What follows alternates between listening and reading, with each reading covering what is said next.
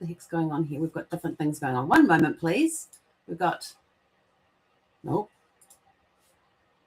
Some reason my background, there we go. Awesome. I had the wrong logo up in the top corner up there. Where am I? Welcome to Porchlight Podcast. I'm coming to you live from Waikanae Beach in New Zealand. That's what we're doing. It's a cold day today. It is. I even found an old poncho. And it's surprisingly warm, so I'm going to wear that for the rest of the day. But anyway, welcome to Porchlight Letters podcast number 2537. Today's a really cool topic. Where were you? Where was your family when they flew for the first time? Yes, where was your family when they flew for the first time? Where were they when they first heard they were flying? Where did they go and why? Who was on the trip with them? What do they remember most? And do you have any photographs of that day? Oh my gosh, think about that. For many people, the first time they flew on an aeroplane was a moment they never forget. And I thought about that sentence and I thought, yeah, I kind of have forgotten. I'm trying to think back to when I first flew, and I honestly don't remember what age I was when I first flew. I remember being on aeroplanes. I remember helping the flight stewards, the air hostesses, as they were called at that time. Or was it flight steward? The ladies on the plane who served all the drinks and the snacks and whatnot. But what I do remember is that on Air New Zealand, towards the end of the flight, before the flight stewards sit down, they come around with a basket. It's a small basket about yay big, about yay round, and it's full of individually wrapped hard candy. And it's got the Air New Zealand logo on the wrapper. It's a clear wrapper with little blue things on each side, and it's got Air New Zealand on the wrapper there, so you know that it's them. And they come around, and there's all sorts of different flavors in there. I have to tell you, I don't know how long they have been doing this, but when I flew back to New Zealand in April, because I came back in New Zealand in April, they came around with the basket of candies, and I was like, oh my gosh. I said, you guys still do this?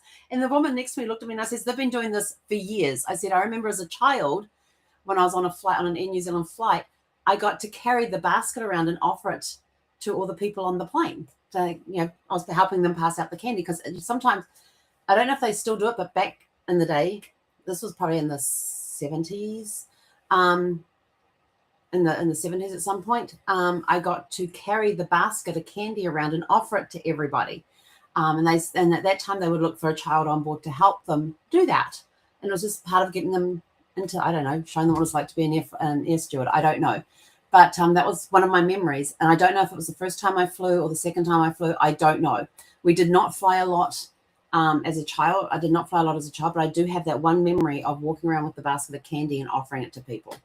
And here I was, some 40 plus years later, being shown the basket of candy. And I was just like so excited. And the air steward says, you can take more than one. I says, thank you. And I took took 2 or 3 and threw them into my bag.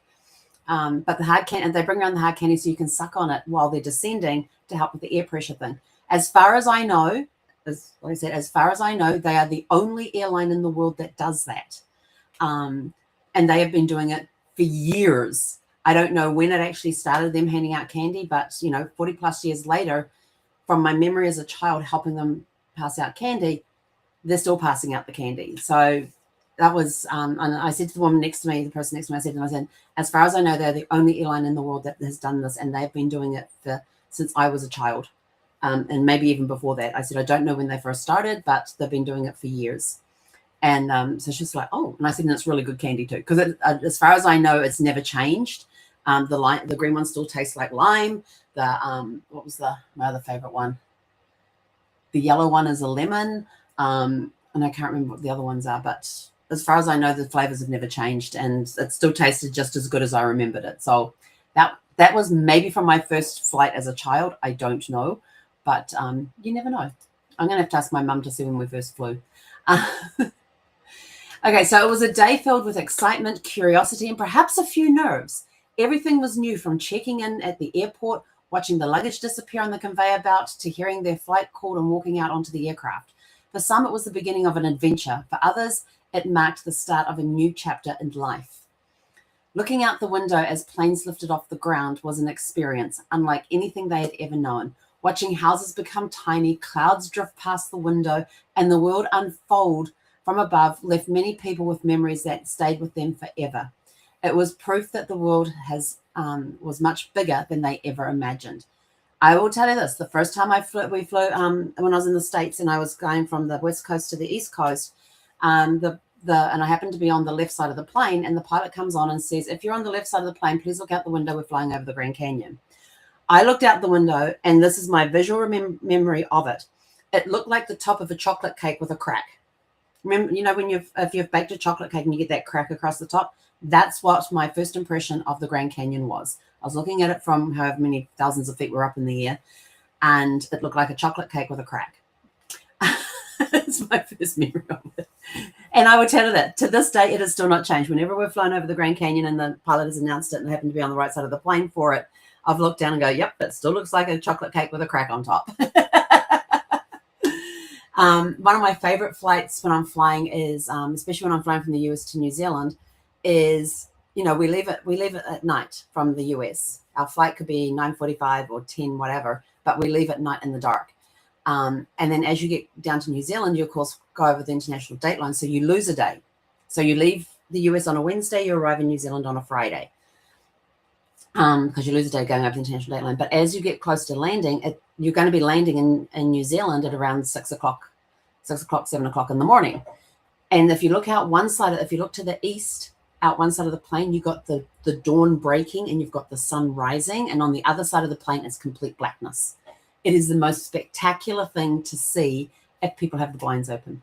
And it's one of my favorite views is sitting there by the window and watching the sunrise. Well, when you look across the aisle, look across the plane to the ones on the other side, it's complete blackness.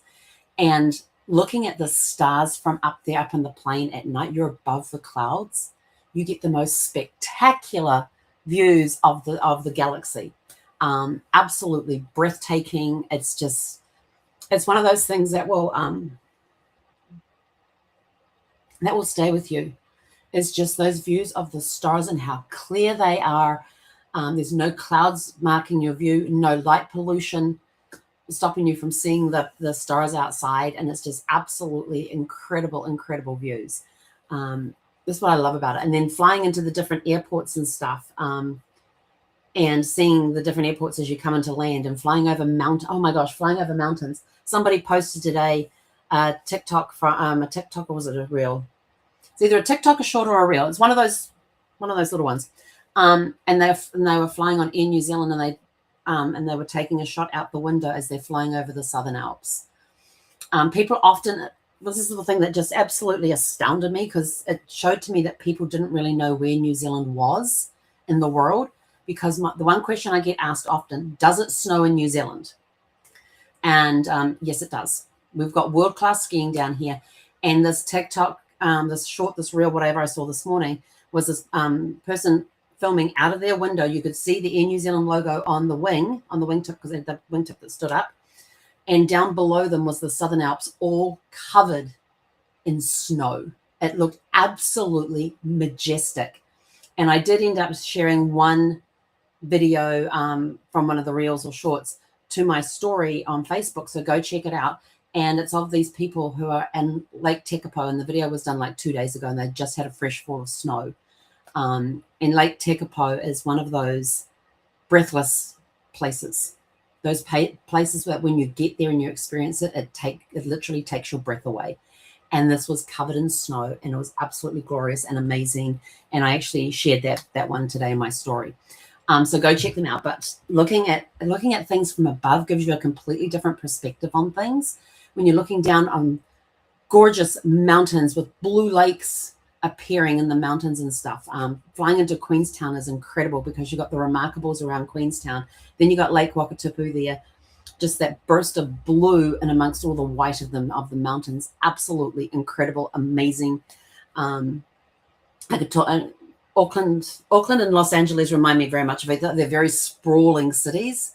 And so when you're coming into LA, if you're coming in over land, it's just suburbs after suburbs after suburbs. And you're like, well, where the heck was the airport? It gets like that coming into Auckland as well, depending which runways you're landing on.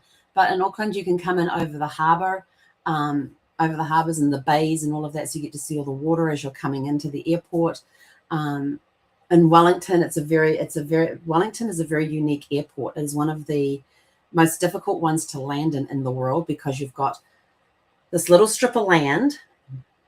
You got a hill on this side, flat land across here, and then hills over here, and then you've got the Cook Strait on this end of it, and you've got Wellington Harbour on this end of it, and this little narrow strip in between where the planes land.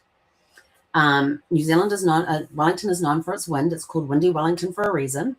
So there's times that you're coming in and you're getting bumped around, and I have been on and seen planes coming in sideways to land, and then at the last minute they turn into the wind and land.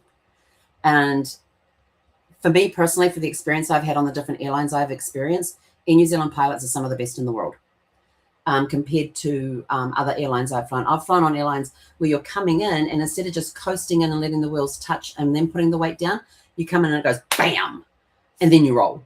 With Air New Zealand pilots, they coast in, and then they do it like a light touch and slowly apply the pressure of the plane onto the wheels. It's not a bam and roll.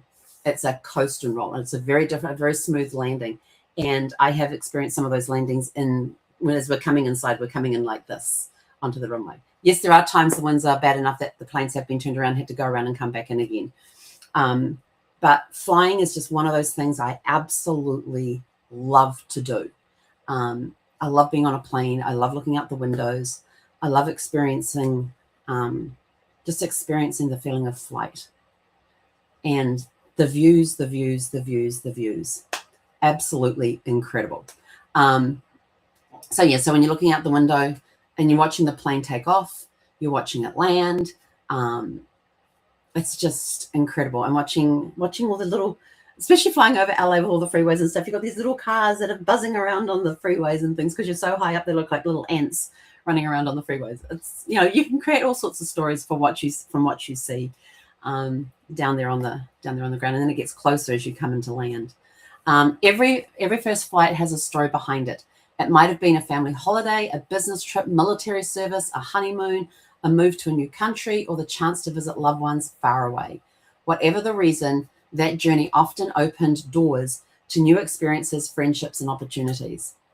Family history isn't just about where our ancestors lived. It's also about the journeys that they took and the moments they experienced that expanded their world. A first flight may have lasted only a few hours, but the memories have often lasted a lifetime. So your challenge for today is ask a family member about the first time they flew on an aeroplane. Where were they going? Why were they traveling? Who was with them? Were they excited, nervous, or both? And there is a very fine line between excitement and nervousness. So which was it? Was it both? A little bit of both? Or was it definitely one and not the other? What do they remember most about their first flight? Record their story today, because every journey adds another chapter to your family's history. And let us know in the comments below some of the stories that you uncover about people's first flights.